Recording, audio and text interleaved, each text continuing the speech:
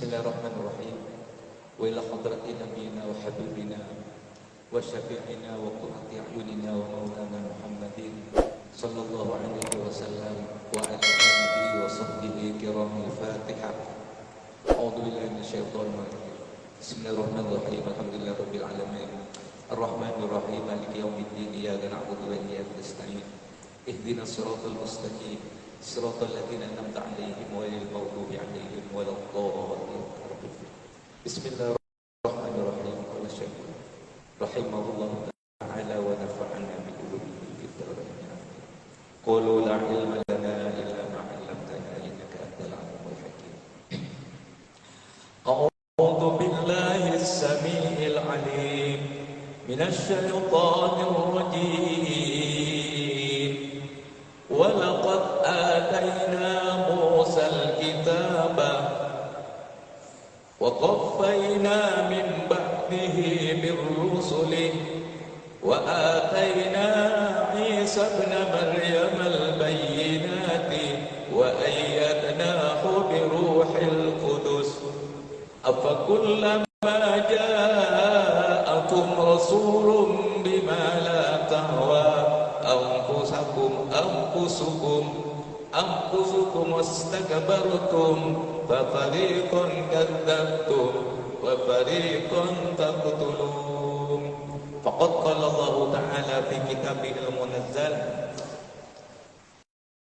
ولقد آتينا موسى الكتاب, dan sungguh aku telah memberi kepada Nabi Musa kitab Taurat. Wa qaffayna min ba'dihi birrusuli, dan aku mengikutkan kepada para utusan setelah Nabi Musa birrusuli dengan berupa semua, artinya beberapa para utusan. Wa ataina Isa ibn Maryam al-bayyinati, dan aku memberi, kata Allah, kepada Nabi Isa ibnu Maryam, putra Siti Maryam, al-bayyinati, Allah memberi kepada Nabi Isa putra Maryam al-bayyinati, yaitu bermacam-macam mukjizat. Ya ihya'il mauta, contoh seperti menghidupkan orang mati.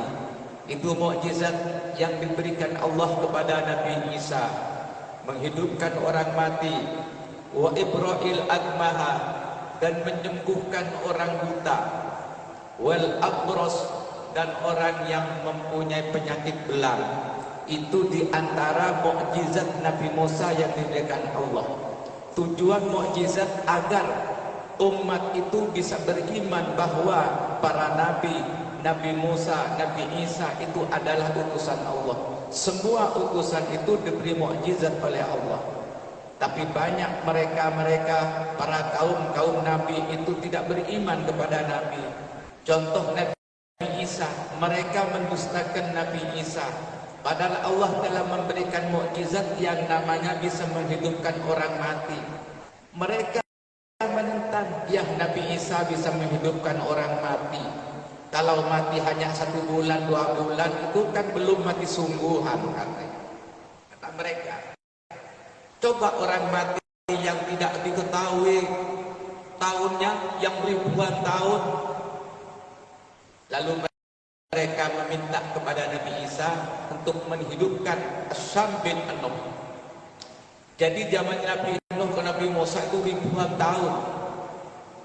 Maka orang Nasrani, orang Yahudi meminta kepada Nabi Musa untuk menghidupkan Syam bin Nuh yang kuburannya yang matinya ribuan tahun itu. Tapi dengan mukjizat yang diberikan Allah, Nabi Isa bisa menghidupkan Syam bin Nuh. Setelah hidup Syam bin Nuh, ditanya oleh Nabi Isa, wahai Syam bin Nuh, mengapa engkau rambutnya putih? Karena dulu di zaman Nabi Nuh tidak ada umat itu yang rambutnya putih. Mengapa engkau putih rambutnya? Jawaban Syam bin Nuh, ya Nabi Allah Isa, baru ini rambut saya putih, karena terkejut dengan panggilanmu.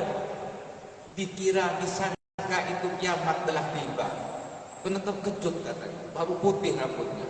Lalu ditanya lagi, wahai Syam bin Nuh, bagaimana engkau di waktu dicabut nyawanya dulu, rasa sakitnya dicabut ruhnya kamu?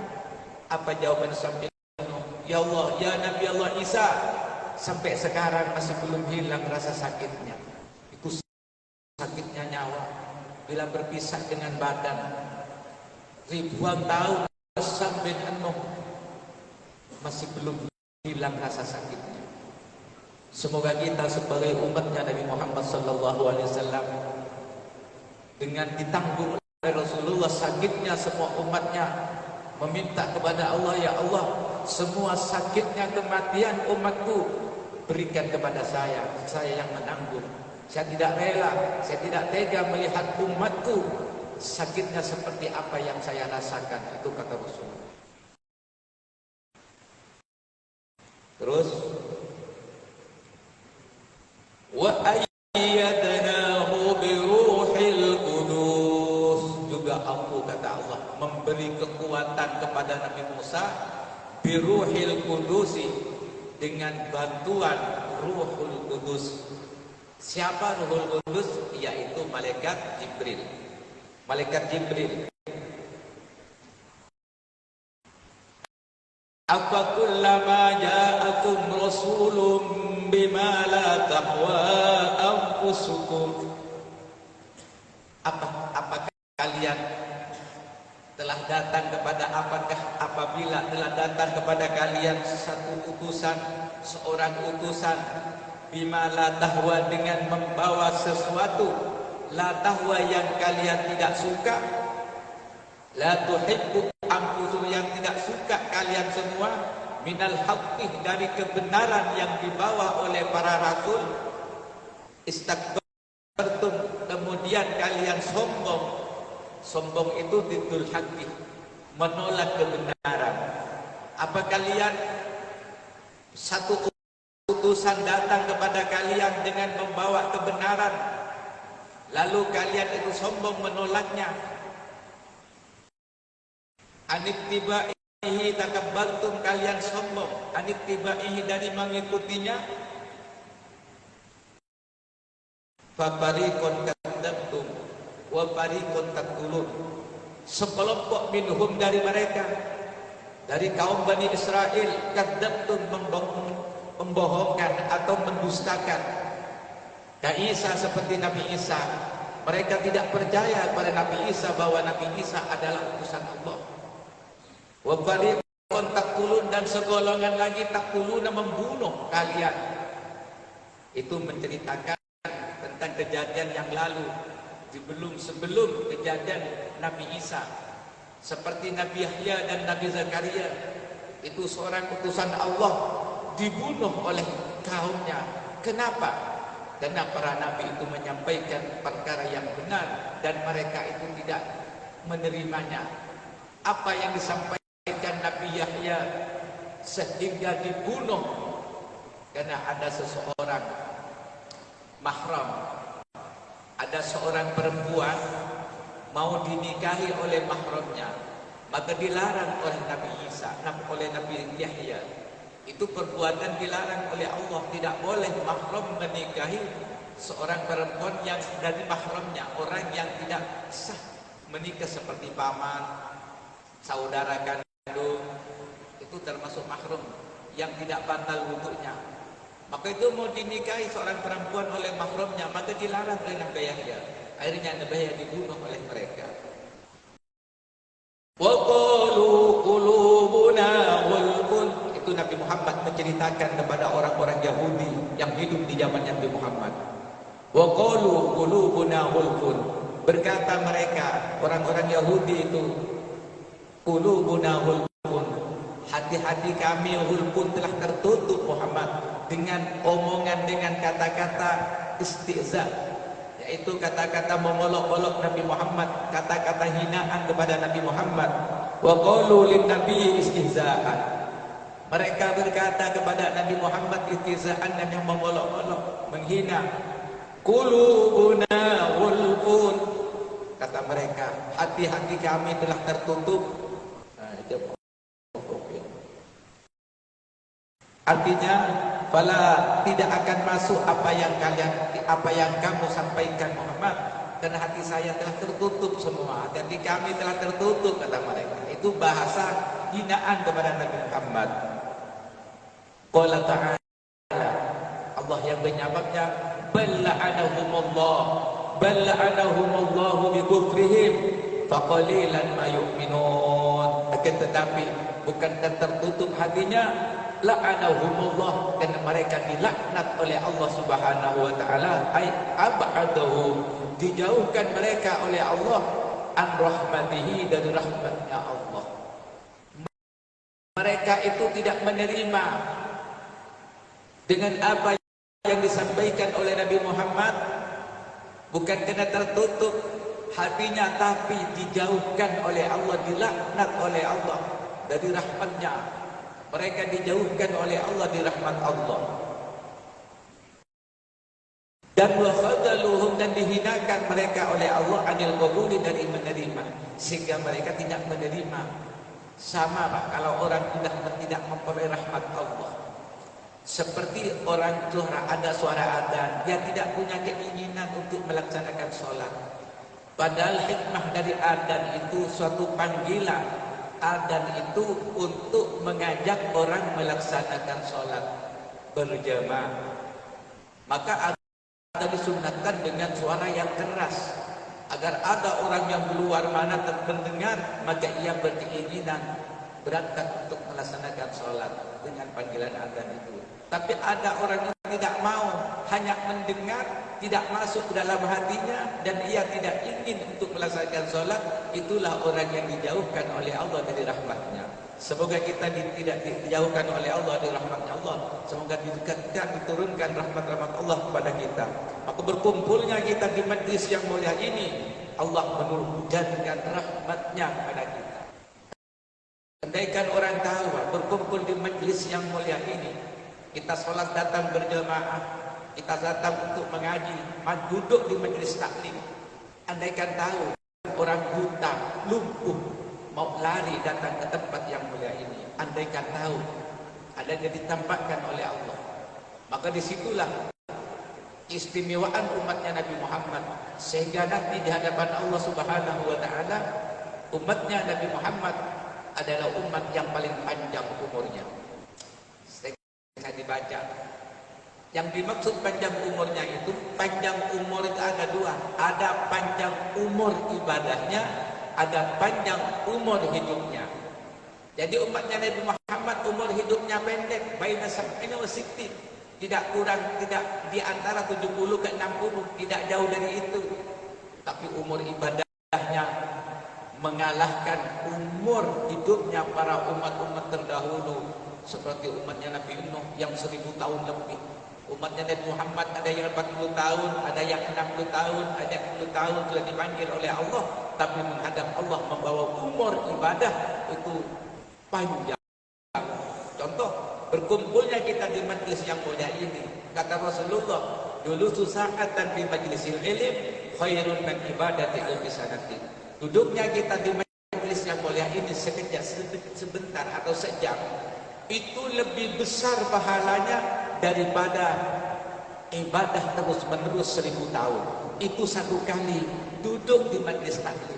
Kalau kita diistiqomahkan oleh Allah, setiap waktu duduk di majlis ini, tidak ada umat yang menandingi panjang umur ibadahnya daripada umatnya Nabi Muhammad SAW. Terus faqali bi kufrihim, sebab kekafirannya mereka. Kafir itu menutupi kebenaran. Faqalilan ma yu'minun, maka sedikit orang yang beriman.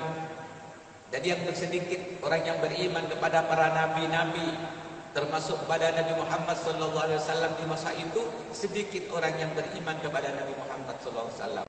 Lebih-lebih di waktu peristiwa Isra Mi'raj, itu ada peristiwa yang luar biasa, yaitu kemurtadan massal. Di waktu Nabi Muhammad menceritakan tentang peristiwa Isra Mi'raj, maka disitulah orang-orang yang masih lemah imannya kembali kepada kafir yang murtad. dengan dipelopori oleh Abu Jahal laknatullah alaih.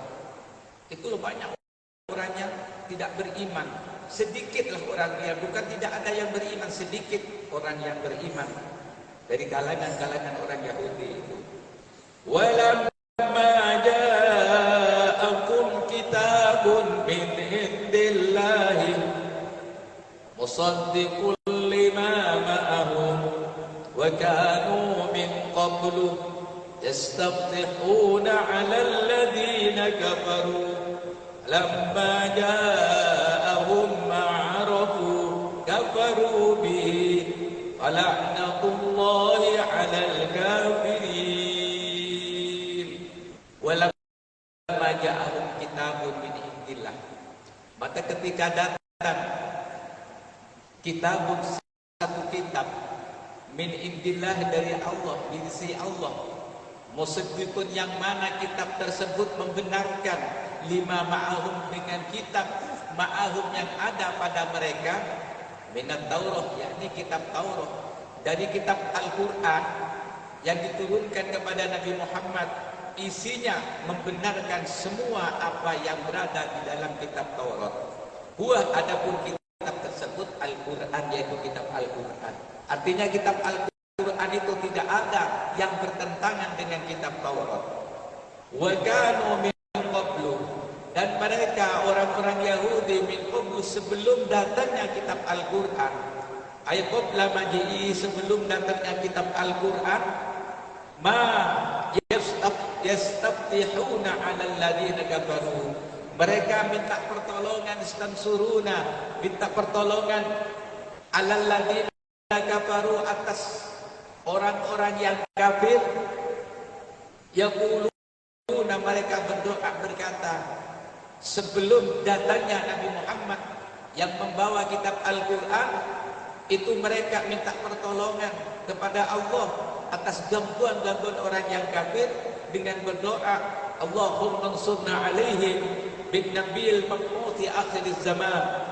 Ya Allah, berilah kami pertolongan alaihim, atas orang-orang kafir, bin nabiyil mab'uth, sebab dengan nabi yang diutus di akhir zaman.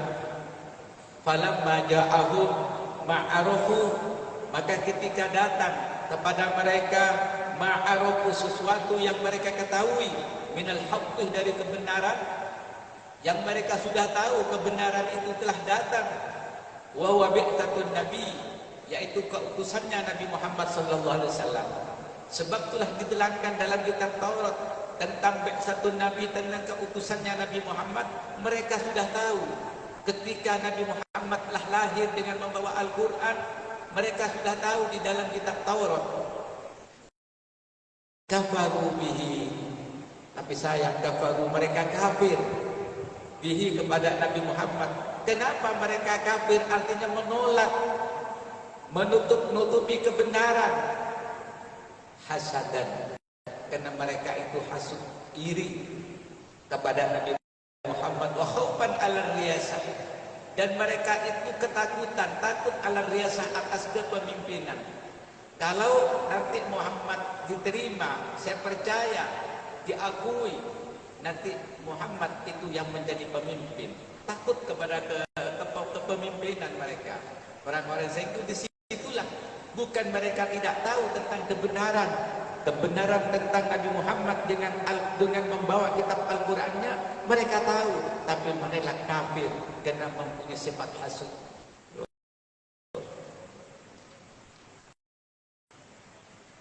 Fala'natullahi 'alal kafirin, maka laknat Allah 'alal kafirin, terhadap orang-orang yang kafir. Bi'sa mastaru anfusahum, bi'sa mastaru bihi anfusahum ayyakfuru bima anzalallahu baghyan ayyunazzilallahu min fadlihi ala man yasha'u min ibadihi faba'u bi ghadabin ala ghadab walil kafirin 'adzabun muhin.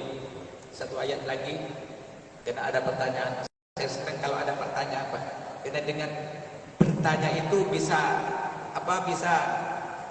lama ingatnya, tidak sulit untuk dilupakan. Kalau hasil dengan pertanyaan ini, nampak ada pertanyaan ini.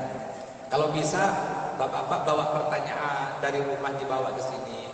Tapi aturannya seharusnya Pak, kalau ada pertanyaan seperti ini tidak dijawab langsung. Saya bawa agar apa? Agar yang bertanya itu di kesempatan yang akan datang bisa hadir.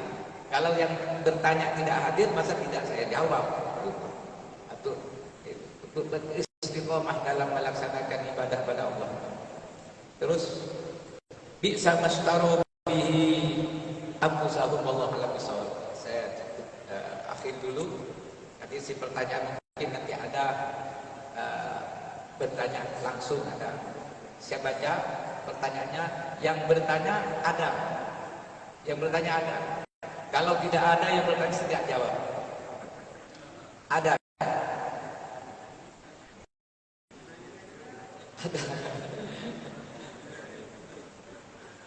Bismillahirrahmanirrahim.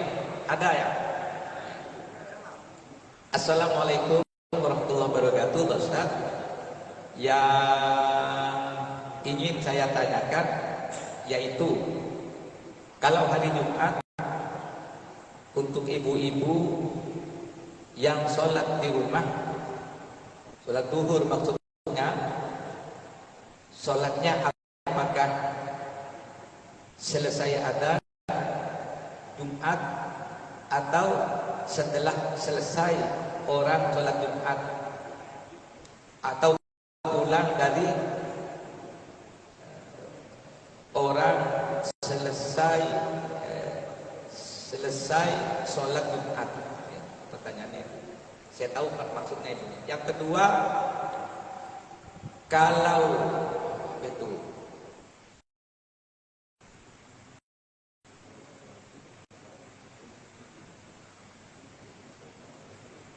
kalau tulisan balok aja Pak, saya tidak beritahu. Orang yang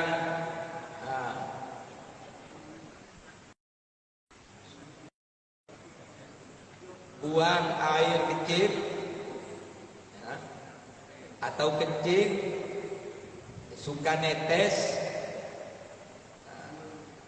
misal pada saat sholat ya, ia merasa ada rasa keluar kencing, netes, apakah ia harus bersuci dulu atau pulang sholatnya atau boleh meneruskan sholat?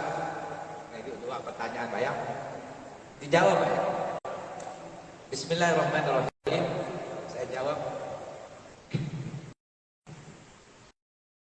Jadi kalau orang perempuan, artinya bukan hanya perempuan, orang yang tidak berkewajiban sholat Jumat.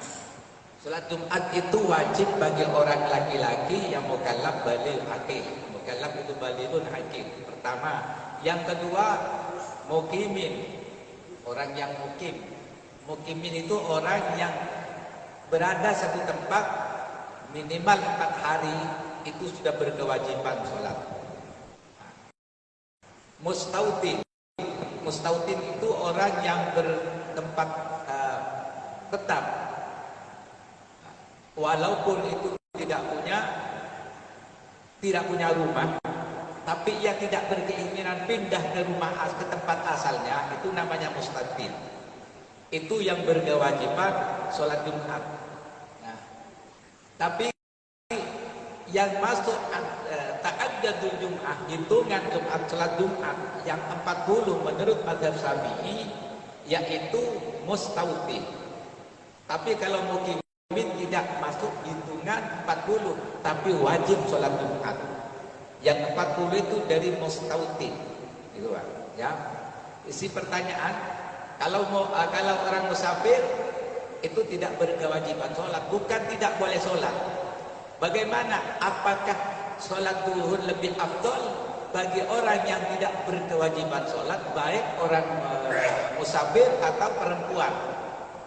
Lebih afdol mana melaksanakan sholat dengan sholat duhur? Maka kata ulama, lebih afdal melaksanakan sholat. Lebih afdal melaksanakan sholat. Kalau perempuan dengan syarat tidak mengandung fitnah dan ia sudah mentradisi di tempat itu. Kalau tidak tradisi aneh Pak, nanti jadi timbul fitnah. Kalau di Jawa banyak itu satu kampung ada sholat perempuan itu jalannya beda untuk perempuan sholat lebih afdal. Tapi andaikan tidak sholat Jumat itu tidak berdosa karena tidak wajib. Jadi bagi orang yang sholat zuhur itu sholatnya itu setelah selesainya sholat Jumat ya, bukan setelah adzan. Sholat adzan tidak boleh bersamaan dengan orang yang waktu sholat Jumat. Itu jawabannya. Untuk lebih jelas mungkin saya jawab ulang ya, di bawah ini saya jadikan referensinya dalam kitab. Nah insya Allah itu. Yang kedua tentang masalah berkencing di waktu sholat ya. Berkencing di waktu sholat itu kencing itu berkencing ada dua. Pertama kena salatil, penyakit Pak, penyakit kata orang Madura kerecer. Apa di sini Pak? Tidak bisa ditahan, selalu keluar kencing. Apa kalau bahasa ketahuan? Ya, keluar terus, tidak bisa ditahan. Jadi kalau keluar kencingnya itu sebelum sholat, ya Pak ya, keluar kencingnya sebelum sholat bagi orang yang penyakit tahan salasil kerecer itu kalau kencingnya di luar sholat, sholatnya tidak sah karena hadas. Tapi keluar kalau apabila kencingnya itu di dalam sholat, di waktu sholat, maka itu teruskan bagi orang yang penyakit itu salasil tetap bisa ditahan kalau kencing. Tapi kalau orang sehat Pak ya, kencingnya orang sehat artinya tidak selalu keluar kencing, tapi di waktu sholat itu tidak bisa tertahan keluar kencing, maka itu hukumnya batal. Bagi orang yang penyakit itu Pak, yang tidak batal kalau keluar kencingnya itu di waktu sholat. Kalau sebelum sholat tidak sah sholatnya. Maka orang yang salatil, yang cerita orang Madura, wudu langsung sholat. Itu Pak. Kalau keluar kencing tetap sah sholat. Tapi bagi yang sehat batal. Sama dengan kentut, kencing bagi orang yang sehat ya, menahan kentut kencing di luar sholat hukumnya makruh. Kencing kan malas untuk wudhu lah, ditahan di luar sholat hukumnya makruh. Tapi kalau di dalam sholat hukumnya wajib menahan kencing, menahan kentut di dalam sholat hukumnya wajib. Tapi kalau di luar sholat hukumnya makruh. Jika itu jawab wallahu a'lam bishawab. Gini Pak Ustaz, kita yang kita masalahkan ini orang yang sakit dan orang yang sehat. Kalau sebelum sholat, ya betul lah kan kita harus batal kan, wudu. Kalau orang sakit dalam sholat tadi itu kan berarti kan boleh. Kalau kencingnya sedikit Pak Ustaz, kalau yang kencing itu kan kadang-kadang ya yang di atas kan kencingnya kan banyak ini. Pas disap di mana pun dia. Ya, apakah itu nih tidak batal Ustaz? Ini permasalahan ini kalau kencingnya kita takutkan kan mungkin lepas dari pakaian, itu kan ganggu orang lain. Itu harus berhenti Ustaz kali ya, harus batal ya. Terus yang kedua kali ini Ustaz, yang pertama masalah itu yang belum terjawab saya segini Pak. Dipending dulu lah Pak Ustaz ya. Itu soalnya tuh nampaknya ragu Pak Ustaz. Dipending dulu nanti semua. Atau gini ya jamaah, nanti sampai ke saya. Ya. Soalnya gini nih, pertanyaan sampai ke saya. Saya baca dulu lah ya. Saya baca dulu di rumah. Kalau saya tidak terbaca, saya ragu apalagi Pak Ustaz itu Pak. Ya saya kalau terus saya tulis kembali. Tapi saya dulu Ustaz pun bacanya tak uyu untuk saya. Sementara pertanyaan saya ya dapat. Terima kasih. Assalamualaikum. Maka mohon nanti pertanyaan yang tertulis tulis dengan huruf balok kita aja. Ini seperti tulisnya dokter nih nampaknya. boleh bertanya itu tentang ya masalah kencing itu memang sama dengan menahan kentut. Bagi orang yang sehat, kalau kencing itu bagi yang sehat, keluar kencing itu batal kan. Tapi bagi orang yang tidak bisa nahan, artinya selalu keluar kencing terus. Apakah itu tadi ta'adur sholat? Tidak ada itu untuknya sholat kena hadas terus. Tidak ada ruang untuk untuk menggugurkan sholat. Sholat itu selama sehat, akal sehat, walaupun nyawa tinggal 1-2, itu sudah berkewajiban sholat. Kecuali itu sudah tidak akal sehat, orang gila atau orang sudah kalau terlalu tua itu Pak, ya itu sudah tidak berkewajiban sholat. Jadi kalau masalah kencing Pak ya, itu saya senang ya masalah kencing. Saya carikan itu kencing itu begitu ada dua, apa kencing keluarnya itu orang sehat atau orang penyakitan ya. Contohnya yang ditanya itu tidak bukan banyak sedikitnya. Kalau cercer itu kalau orang penyakitan kok tidak banyak kencingnya Pak, hanya netes. Itu tidak bisa tahan. Maka sholatnya orang yang kalatif, yang penyakitan kencing itu tidak bisa tahan, selalu netes walaupun sedikit-sedikit, itu wudu langsung sholat. Wudunya langsung sholat. Dosa jangan nunggu berjamaah.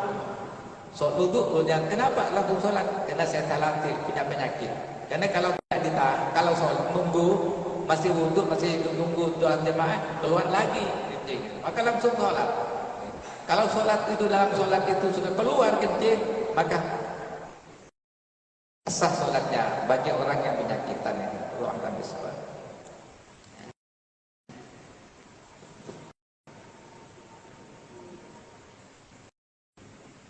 Waktu tak lama lagi. Kan kalau Madura, kalau yang selalu kencing itu namanya cercer, saudara. Kami cari perbandingan nih. Perbandingan kalau Melayu ini apa nih? Kalau selalu keluar kencing itu apa? Yang tak pakai berhenti itu apa namanya? Hah? Kalau kami dah tahu nih masa ya. Kalau Madura kan cercer anak. Nah kalau Melayu apa nih? Hah? Keluluran ya? Beset. Pakai pampres untuk mengamankan takut netes ke masjid, pakai pampres bagi orang yang salah. Kalau itu mungkin lebih baik Ustaz. Jalan keluarnya bagi laki-laki boleh pakai rempes. Oh boleh oke. Kami cari perbandingannya dulu Ustaz ya.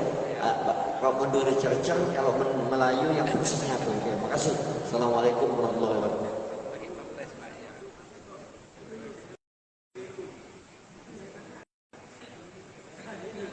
Ada Pak, ada pertanyaan melalui HP. Jadi ini saya jawab, ada orang itu mungkin mu'alaf itu tidak bisa berbahasa Arab. Takbiratul ihram, Allahu akbar, gak bisa bahasa Arab. Bagaimana caranya orang yang tidak berbahasa Arab bisa berbahasa Arab? Maka wajib belajar dan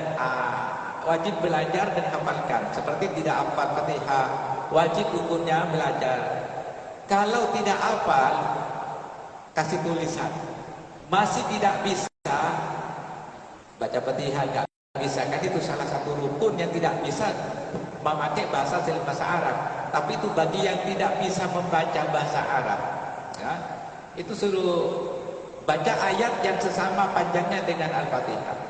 Kalau tidak ada sama sekali yang hafal ayat yang sama panjang Al-Fatihah, suruh diam seukurnya bacaan Al-Fatihah. Itu Allah itu tidak memaksa Pak. La yukallifu nafsan illa wus'aha, dipermudah oleh Allah. Tapi bagi orang yang bisa baca Al-Fatihah lalu pakai bahasa baca surat selain Al-Fatihah, itu tidak sah. Atau diam sumbernya Al-Fatihah, itu bagi orang yang tidak hafal, yang tidak bisa. Tapi wajib belajar dan menghafal surat itu. Tapi tidak ada itu. Kenapa enggak sholat tidak tahu? Kalau tidak tahu baca Fatihah, diam syukurnya Fatihah. Itu. Tapi bagi orang yang tahu tidak baca Fatihah, maka batal, karena Fatihah bagian dari rukun sholat. Lanjut. Sudah. Dah, Ustaz kita dah nak waktunya sampai ya? Bagus. Oh, tinggal 2 menit. Kalau masih mau isi 2 menit boleh. Gini pasal saya lanjut tak? Tinggal berapa 2 menit lagi nih. 2 menit dan 2 detik. Yang dituntut sini kan orang ada keringanan bagi orang yang tak tahu. Itu kan Ustaz ya? Bagi orang yang tak tahu dituntut tak apa-apa, dapat cepat DH pun diam tak apa-apa. Hanya sampai ke mana sebelum orang ini untuk belajar Fatihah. Kan Fatihah mungkin suatu kewajiban dalam sholat. Tidak boleh, kita harus kita bawa sholatnya. Itu gimana Pak Ustaz? Silakan Pak Ustaz. Bagi orang yang sampai ke mana dia ingin nuntut untuk bisa berbahas minimal dia bahasa Al-Fatihah. Saya ulaskan Fatihah ini kan merupakan kewajiban di dalam sholat. Oke, masih. Artinya kewajibannya belajar. Artinya dengan belajar itu kalimat belajar itu ada yang menuntun, ada guru. Terus diajarkan wajib belajar, setelah tahu masih belum, setelah belajar sudah belajar, berusaha belajar masih belum tahu. Artinya wajib belajar sama Pak, sama dengan orang yang ada najis di badan. Syaratnya najis menghilangkan najis 3 macam harus dihilangkan. Bau, rasa, dan warna.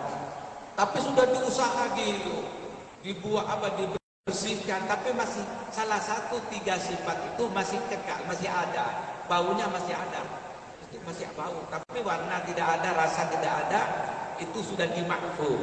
Sholatnya orang yang tidak bisa baca Fatihah dan tidak hafal baca Fatihah, padahal dia sudah berusaha belajar, tetap tidak tahu, maka dimakfu walaupun Fatihah itu satu kewajiban. Matur nuwun. Allah a'lam bishawab. Sudah masuk. Sudah masuk. Akhiran, wallahul muwaffiq ila aqwamit thariq. Assalamualaikum warahmatullahi taala wabarakatuh.